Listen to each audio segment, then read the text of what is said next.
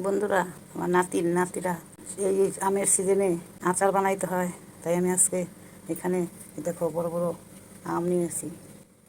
2 KG আম নিয়েছি, এখানে 4টা আর এখানে 2টো ছুলে ফেলেছি। এই আমগুলো দিয়ে এখন আমি একটু টক ঝাল মিষ্টি আমের ঝুরি আচার বানাবো। তোমরা দেখবে, খেতে ভালো হবে।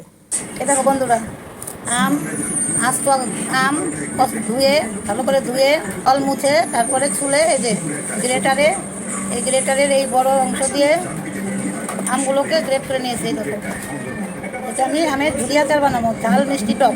এটার মধ্যে এখন আমি একটু লবণ দিয়ে রাখবো, বেশি করে একটু লবণ দিয়ে রাখবো। লবণ মেখে রেখে 2 ঘন্টা পর এগুলোকে চিপে জল ফেলে দিব। তারপরে পাঁচফোড়ন সব মশলা দিয়ে আচার বানাবো।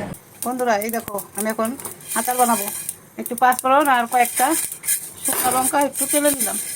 তেলে এখন ঢেলে নিব, পুরো করে আচারের ভিতর দিয়ে দেবো। কড়াইটা বসিয়ে দিলাম, প্যানটা গরম হয়ে গেছে। এখন সরষের তেল দিয়ে দিচ্ছি। 1 কাপের মতো সরিষার তেল দিয়ে দিলাম। তেলটা গরম হয়ে গেছে, কিছু রসুন থেতো করে রেখেছি, রসুনগুলো দিয়ে দিচ্ছি।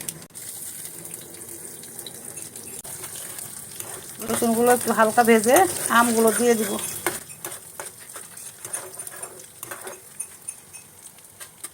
এই রসুনগুলো হালকা করে ভাজা হয়ে গেছে, এখন আমি আমগুলো ঢেলে দিব। আমের মধ্যে চিনি দিয়ে রেখেছিলাম, চিনি দিয়ে মেখে রেখেছিলাম।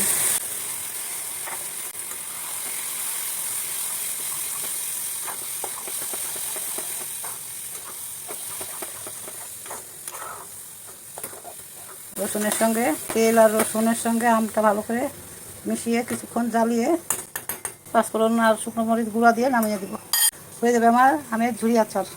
এই দেখো বন্ধুরা, পাটার মধ্যে মরিচ আর পাঁচফোড়ন গুঁড়ো করে নিয়েছি। এখন আচারের মধ্যে মশলাগুলো দিয়ে দিচ্ছি।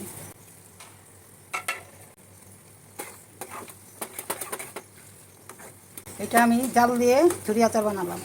আর একদিনকে তোমাদের দেখাবো জাল ছাড়া কাঁচা আমের ঝুরি আচার, রোদে শুকানো ছাড়া, জাল ছাড়া আমের ঝুরি আচার দেখাবো। আজকে তো চিনি দিয়ে মশলা দিয়ে ঝাল টক মিষ্টি একটা আচার বানালাম, ঝুরি আমের আচার। হয়ে গেছে আমার আচার, ঠান্ডা করে বয়ামে ভরে নিলেই হয়ে যাবে। বন্ধুরা, এই যে আমি কাঁচা আমের ঝুরি আচার বানাইছি। ঝুরি আচার দুটোর মধ্যে রেখেছি তেল দিয়ে। আমের ঝুরি ঝাল টক মিষ্টি আচার।